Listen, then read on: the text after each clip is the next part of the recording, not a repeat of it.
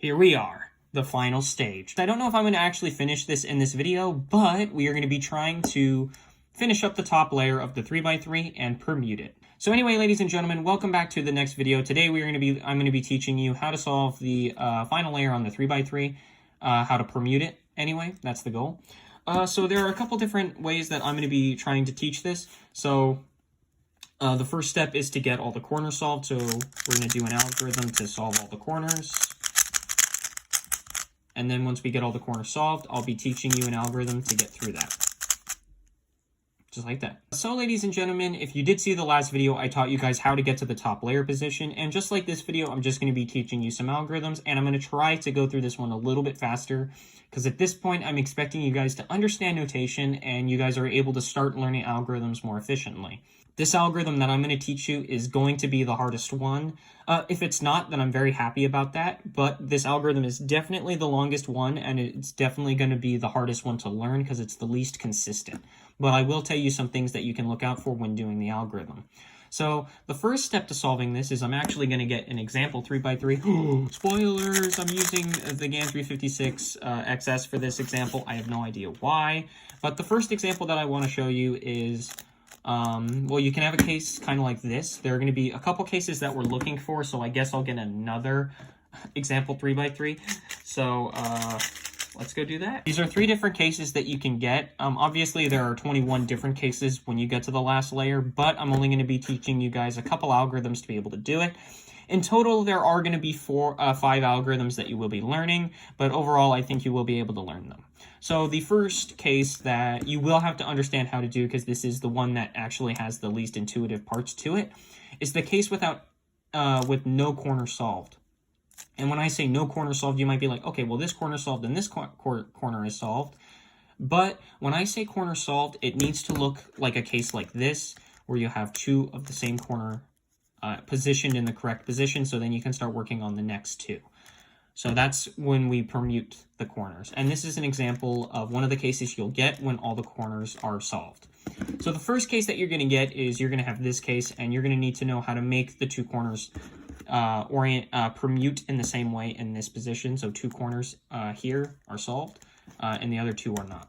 So we're going to be trying to get to that point right now. So the first example, I'm going to be giving you the algorithm, and hopefully it works. So the first move is R prime, F, R prime. The first time we'll be using a B move is now. So we'll be using B2. Hopefully you guys remember that. But if you did forget, please do watch the notation video. So next up is R, F prime, R prime, B2, and R2. And of course, guys, if you don't understand the notation, then just look at the way my fingers move. Now, right here, you can see that we actually solved the 2 corners, but I'm going to go through the algorithm again because I had a couple pauses there and there. So then again, yep, we have no corner solved, so let's just do the algorithm. Since there are no corners solved, there's no position you have to hold this. Just as long as you get the 2 corners means you did the algorithm right. So R prime, F, R prime, B2, R, F prime, R prime, B2, R2. And then at this point, you can see that the 2 corners are solved, which is what we wanted to get, which is the example on this 3x3.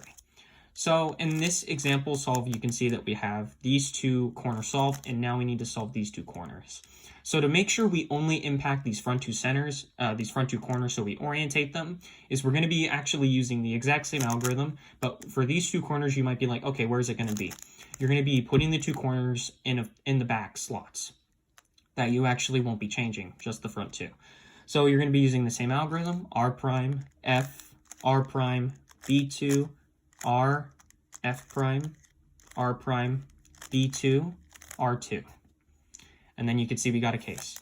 And just for clarification, so ladies and gentlemen, these are 3 different cases, even though there are 4. I guess I'll just bring the 4th case up anyway. So these, all in all, okay. So guys, these are the 4 different cases that you can get at the last layer. And yes, all 4 of these use different algorithms, but I will teach you a simpler way if you want to do it.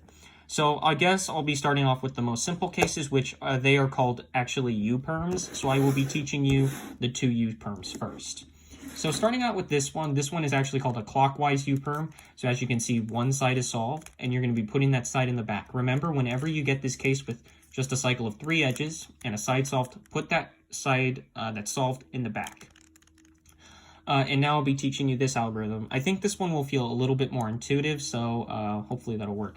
So you're going to be using F2, U, L, R prime, F2 again, L prime, and R, U, F2. And that will solve that case. For that case. For that case. We got another one. And this one, as you probably have assumed when I said clockwise on this one, there's also a counterclockwise U permutation, which is still a side solved on the back and a cycle of 3 edges in the counterclockwise position. So this one's pretty much the same thing, except the U's are changed to U prime. So F2, U prime, L, R prime, F2, L prime, R, U prime, F2. So as you can see, all the cases were exactly the same, apart from the U moves. So even though they are 2 different algorithms, they do the same purpose, basically. It's just that the U moves are orientated, so I think you'll easily be able to change that. So now we come to these 2 cases. One of them is easy. The other one might take you a little bit while to get down. So we're going to be going over the easy one first, which is the H-perm. Now the H-perm is basically a cycle of these 4 edges right here, which is this corner orientated in the wrong position from this corner. And these 2 corners are orientated in the wrong position as well. And the Z-perm, which is this one, is a little different because these two edges are swapped and these 2 edges are swapped. And that's why they're different. So when you look out for this one basically guarantees it's going to be short and easy. So I'm actually going to be teaching you a new set of notation in this video, which are called the M moves. So to start it off, you're basically only going to have 3 of these because doing M2 doesn't really impact it. And it's a lot easier just to go with M2, M prime, and M. So we're going to be starting off with M2 because it's the one you're going to be using the most. M2 is basically a middle slice twice. That's M2. And now you guys are probably like, oh, okay, so M does this. No. I know it doesn't make sense, but M itself, like regular M with no prime single, goes down like this. That's M. That's the M slice. And then M prime is the one that does this. I know that probably doesn't make sense, but that's the way it works. But either way, this algorithm is not going to have M primes. This one's the one with M primes. So now I'm going to teach you the algorithm, which is M2, U, M2, U2, M2, U, M2. Now, as you can see, that algorithm is only 7 moves long. Oh, It's only 7 moves long, which includes 4 of the same moves, 2 of the same moves, and 1 different move, but it's really easy to do, M2. So, overall, I am pretty sure you'll be able to learn that, because it can get really fast. I'm nowhere close to the fastest on this particular PLL, but, you know, it can be one of your fastest. So, do keep an eye out for that one, because if you do get it, it's pretty good. So next up, we are going to be looking at the final one, which is the Z-perm. This is the one that I think you guys will find the most irritating to learn, unless it's one of these 2.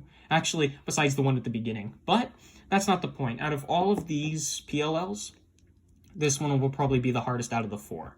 So I'll be telling you the algorithm right now, which is M prime, U prime, M2, U prime, M2, U prime, M prime, U2, M2, U. Now, I don't know if I did any of that enunciation wrong, but you can see how fast that algorithm can get when you understand it properly. And there are people that can do it way, way faster than me. For example, J-perm, like the best guy for teaching PLLs that I know, you know, that I've heard of. But still, the Z-perm is, it's not, out of all of these 4, it's definitely going to be the hardest, but I will give you a little bit of a bright side that is actually not that hard to learn. So I used all 4 of these cubes, and if you guys are wondering what they are, I actually can't remember the name of this one. I just like calling it the MRS2, because that's pretty much what it is. And then you have the GTS2M, or the WR Wailong GTS2. Then you have the GAN 356 XS, and then the GAN 356 Airmaster. What this is actually called, I actually recently figured this out, that the GAN have 356 millimeters. It actually means the 3 stands for 3x3, and the 56 stands for how many millimeters it is, which is 56 millimeters. Just a little fun fact there. But guys, I did tell you I was going to be teaching you a little shortcut if you do want to make the algorithm learning a little bit easier. If you get a case like the Z-perm or the H-perm, which I'll show both examples, but if it is the Z-perm, you can do the U permutation.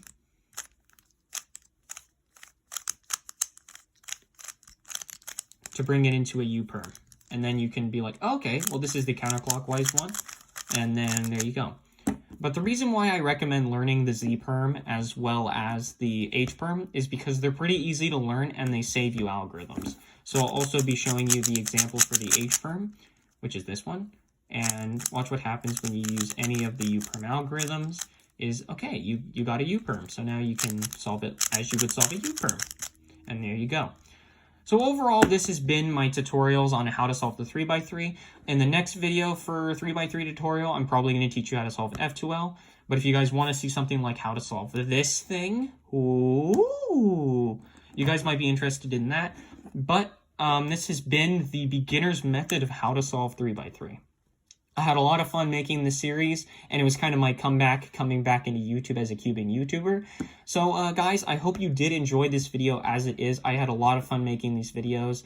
So, yeah, if you did like this video and you like the rest of them, please do leave a like, subscribe, leave a comment below if you guys enjoyed this series. Again, if you do need help, please do leave it in the comments, and I'm going to try to make a video on how to do these things better. You're always welcome to do that. I want to do as much as I can for you guys because you guys support this channel a lot more than I thought anyone would. So I really do appreciate it, and I did hope you enjoyed this series. Anyway, ladies and gentlemen, as always, I hope you enjoyed, and I will see you in the next one.